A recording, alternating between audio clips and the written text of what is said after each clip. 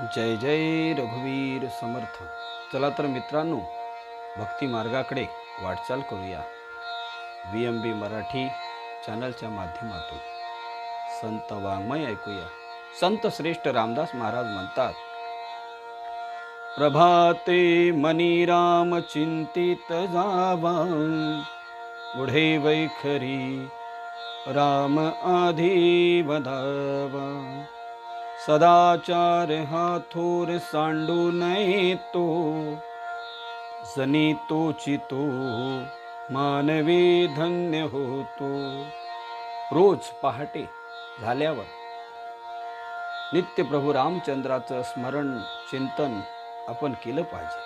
कारण चिंतनाने जीवाच्या सर्व प्रकारच्या चिंता दूर होण्यास मदत होते.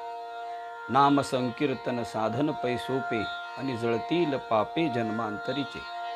सद्वर्तनाद्वारे मनुष्याचं जीवन थोर बनतं.